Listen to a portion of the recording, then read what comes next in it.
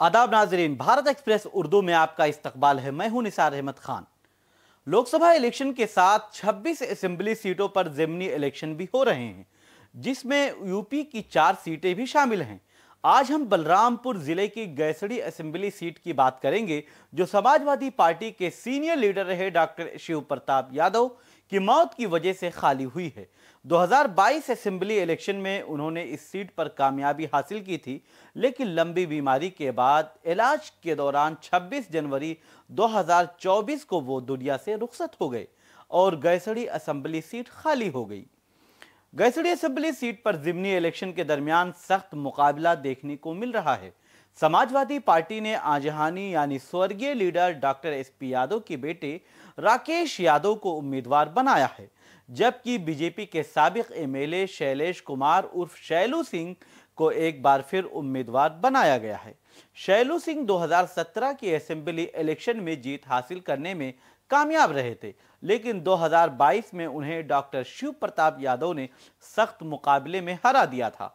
अब एक बार फिर शैलू सिंह इंतखाबी मैदान में हैं, लेकिन समाजवादी पार्टी के टिकट पर उनके सामने डॉक्टर एसपी यादव के बेटे राकेश यादव मोर्चा संभाल रहे हैं। बीएसपी के टिकट पर मरहूम फिदा मोहम्मद खान के बेटे मोहम्मद हारिस खान भी इलेक्शन लड़ रहे हैं और वो मुकाबले को काफी दिलचस्प बना रहे हैं। सबसे पहले बात करते हैं राकेश यादव की। राकेश यादव इंडिया अलायंस के उम्मीदवार हैं और उनको डॉक्टर एसपी यादव की मौत के बाद उनके सियासी वारिस के तौर पर समाजवादी पार्टी ने टिकट दिया है। उनके साथ यादव तबका पूरी मजबूती के साथ लगा हुआ है और मुस्लिम वोटर्स भी बड़ी तादाद में राकेश यादव से जुड़े हुए हैं। उन्हें समाजवादी पार्टी के टिकट का सबसे बड़ा फायदा मिल रहा है और साथ ही इंडिया अलायंस की वजह से दीगर तबकात का भी वोट मिल रहा है। इसलिए राकेश यादव अपनी जीत को लेकर काफी मुतमईन हैं। शैलू सिंह एक बार फिर एमएलए बनने के लिए पूरी मेहनत कर रहे हैं। वो अवाम के हर तबके से खुद को जोड़ने की कोशिश कर रहे हैं। शैलू सिंह इलाके में रहते हैं और उनसे हर तबका जुड़ा भी हुआ है। 2022 में इलेक्शन हारने के बाद वो इलाके में बने रहे और लोगों के वक्त और ज़रूरत के मुताबिक काम आते रहे। एक उनको ये जो सबसे बड़ा फ़ायदा मिल रहा है कि 2017 से अभी 2024 तक यूपी में बीजेपी की हुकूमत है, इसलिए वो लोगों के छोटे बड़े काम बहुत आसानी के साथ करा देते हैं। लेकिन उन पर एक इल्ज़ाम यह लग रहा है कि वो मुस्लिम प्रधानों पर दबाव डालकर वोट हासिल करना चाहते हैं।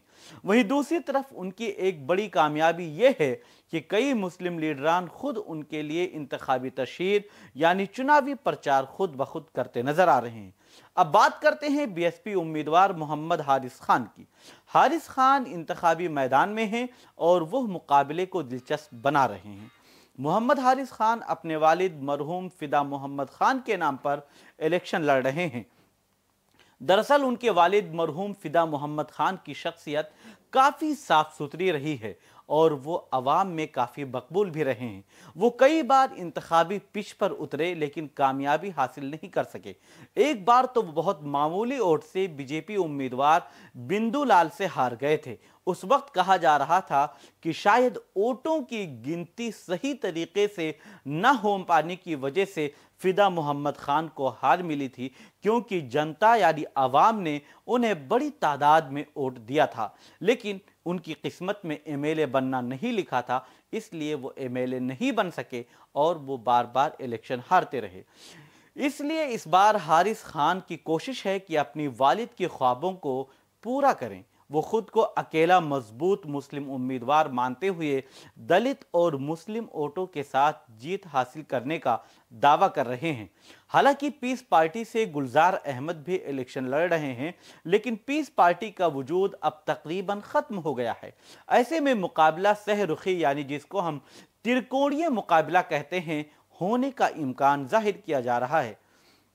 राकेश यादव, शैलू सिंह और मोहम्मद हारिस खान के दरमियान मुकाबला त्रिकोणीय यानी सहरुखी है, इसलिए सब जमकर मेहनत कर रहे हैं। हालांकि अगर पार्टी की बात की जाए तो अहम मुकाबला समाजवादी पार्टी और बीजेपी के दरमियान है, क्योंकि बीएसपी की तरफ लोगों का रुझान काफ़ी कम है, क्योंकि बीएसपी से दलित वोट जो है वो बीजेपी में शिफ्ट हो गया था, जबकि जो मुस्लिम वोट है वो समाजवादी पार्टी और बीजेपी में मुकाबले की वजह से समाजवादी पार्टी के साथ 2022 के इलेक्शन में चला गया था। लेकिन मोहम्मद हारिस खान के साथ मुस्लिम लीडरों का एक बड़ा गिरोह लगा हुआ है और मुस्लिम अक्सरियती सीट की दलील देते हुए अवाम को एक खास पैगाम देने की कोशिश की जा रही है। अगर मुस्लिम लीडरान जो हारिस मोहम्मद खान के लिए फील्डिंग कर रहे हैं, बल्कि इंतखाबी पिच पर उतरकर उनके लिए शानदार बल्लेबाजी कर रहे हैं, अगर वो अपनी बात आवाम के दरमियान पहुंचाने में कामयाब हो जाते हैं तो फिर मुकाबला और भी दिलचस्प हो सकता है। अगर मजमूई तौर पर यह बात कही जाए तो मुस्लिम लीडरान दो हिस्सों में पूरी तरह से बटे हुए हैं और इस लिहाज से राकेश यादव और मोहम्मद हारिस खान दोनों एक दूसरे से कम नजर नहीं आ रहे हैं, बल्कि सख्त मुकाबला हो रहा है। समाजवादी पार्टी के सीनियर लीडर और साबिक रियासती वजीर वसीम अहमद खान पार्टी की किसी भी स्टेज पर नजर नहीं आए, जबकि ये समाजवादी पार्टी के लिए एक बड़ा झटका हो सकता है। राकेश यादव उन्हें अपने साथ लाने में नाकाम हुए, क्योंकि अगर पार्टी लीडरशिप यानी अगर अखिलेश यादव उन पर दबाव बनाते या मुस्लिम लीडर अबू आसिम आजमी खान जिनके करीबी ताल्लुकात हैं, अगर वो दबाव बनाते तो शायद वसीम खान उनकी तरफ वापस आ जाते। दरअसल राकेश यादव को जब उम्मीदवार बनाया गया तो वसीम अहमद खान पार्टी से बागी हो गए और उन्होंने इलेक्शन लड़ने का ऐलान तक कर दिया। उनका कहना था कि यह मुस्लिम अक्सरियती सीट है और जब डॉक्टर शिव प्रताप यादव इंतखाबी मैदान में उतरते थे तो तमाम मुस्लिम लीडरान उनकी हिमायत करते थे, लेकिन अब वो जब इस दुनिया से जा चुके हैं तो किसी मुस्लिम लीडर को भी मौका दिया जा सकता है। हालांकि उनकी बात को पार्टी ने नजरअंदाज किया। पहले खबर आई कि वसीम खान समाजवादी पार्टी के टिकट पर इलेक्शन लड़ेंगे, लेकिन फिर वो पूरी तरह से खामोश हो गए और अभी वो किसी भी सियासी स्टेज पर नजर नहीं आए हैं। समाजवादी पार्टी के साथ सीनियर लीडर नूरुल हसन जो कई बार जिला पंचायत रुकन रह चुके हैं और नूरुल हसन और पचपड़वा के साबिक ब्लॉक प्रमुख शब्बू खान, मुशीर खान पप्पू जो अभी जिला पंचायत रुकन के नुमाइंदे हैं और शाहिद खान जैसे लीडरान उनके साथ कंधे से कंधा मिलाकर चल रहे हैं।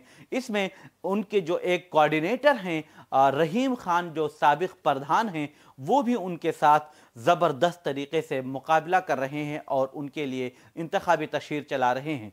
तो दूसरी तरफ मोहम्मद हारिस खान के साथ साथ पचपड़वा के जो साबिक चेयरमैन मंजूर आलम खान हैं, साबिक मौजूदा जिला पंचायत रुकन साजिद खान, सीनियर समाजी कारकुन मोहम्मद हारून खान, साबिक गन्ना चेयरमैन अकील अहमद खान, मोहम्मद याकूब प्रधान, मौलाना खलील अहमद के अलावा साबिक एमएलए अलाउद्दीन खान, उनके भाई फसीहुद्दीन खान उर्फ लोहा सिंह और साबिक जिला पंचायत रुकन नियाज अहमद खान भी इंतखाबी तशहीर चला रहे हैं।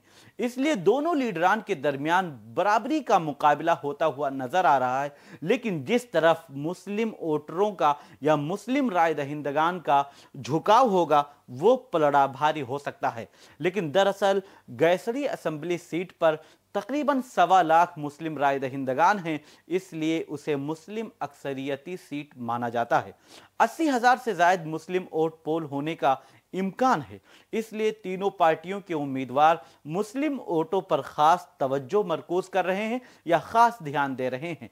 बीजेपी उम्मीदवार को भी बीजेपी का वोट मिल रहा है और उसमें हर तबके के लोग शामिल हैं, लेकिन पहली बार देखने को मिल रहा है कि बड़ी तादाद में मुस्लिम वोटर्स भी, ये जो मुस्लिम प्रधान हैं जो गांव की नुमाइंदगी करते हैं, वो बीजेपी के साथ जुड़े हुए हैं, चाहे वो दबाव में हों या खुद वो सब बीजेपी के साथ जाकर, क्योंकि बीजेपी की हुकूमत है यूपी में, उससे फायदा उठाने के लिए या अपने गांव में तरक्की या विकास के नाम पर बीजेपी के साथ जा रहे हैं। हालांकि यही मुस्लिम लीडरान जो शैलू सिंह के साथ जुड़े हुए हैं, जब लोकसभा उम्मीदवार की बात आती है तो वो उनके साथ नजर नहीं आ रहे हैं, बल्कि वहां पर उनका रुख दूसरा होता है। लेकिन जब असेंबली हल्के में बात की जाती है तो वो शैलू सिंह के साथ मजबूती से और खुलकर उनके लिए चुनावी प्रचार यानी इंतखाबी तशहीर कर रहे हैं।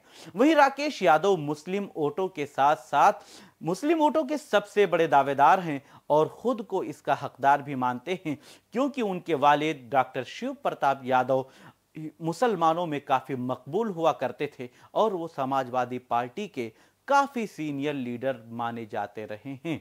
उनकी अखिलेश यादव की नज़र में काफ़ी अहमियत थी और जब समाजवादी पार्टी की सरकार बनती थी तो उसमें वो वजीर यानी मिनिस्टर भी बनते थे। जबकि हारिस खान को मुस्लिम लीडरान और दलित वोटरों से काफ़ी उम्मीदें वाबस्ता हैं।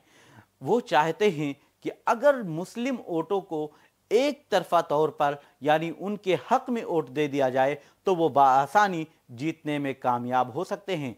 लेकिन सब मिलाकर यह बात कही जा सकती है कि मुकाबला काफ़ी दिलचस्प हो सकता है और तीनों उम्मीदवारों में से किसी भी उम्मीदवार को नज़रअंदाज नहीं किया जा सकता है। तीनों उम्मीदवारों के अपने अपने दावे हैं। इंतखाबी तशहीर ख़त्म हो चुकी है। तीनों ने आवाम को लुभाने के लिए अपनी तरफ से कई अवामी स्टेज यानी इंतखाबी स्टेज लगाए, जहां से उन्होंने अवाम के दरमियान पैगाम देने की कोशिश की और डोर टू डोर कैंपेन भी किया ताकि अवाम उनसे पूरी तरह से जुड़ सके। शैलू सिंह, राकेश यादव और मोहम्मद हारिस खान की किस्मत का फैसला 25 मई को ईवीएम में बंद हो जाएगा और 4 जून को पता चलेगा कि गैसड़ी के लोगों ने अपना नुमाइंदा किसे मुंतखब किया है। लेकिन इस मौके पर आप सभी से अपील है कि बड़ी तादाद में निकलें और वोट डालकर अपने जमहूरी निज़ाम यानी डेमोक्रेटिक सिस्टम को मजबूत करें और आप अपनी मर्जी के मुताबिक अपना नुमाइंदा चुनें। ज़्यादा वोटों की वोटिंग से अगर कहा जाए कि वोटिंग फीसद में जब इजाफा होगा तो इससे जमहूरी सिस्टम या जमहूरी निज़ाम जो है वो मजबूत होगा। आप देखते रहिए भारत एक्सप्रेस उर्दू और हमें दीजिए इजाज़त।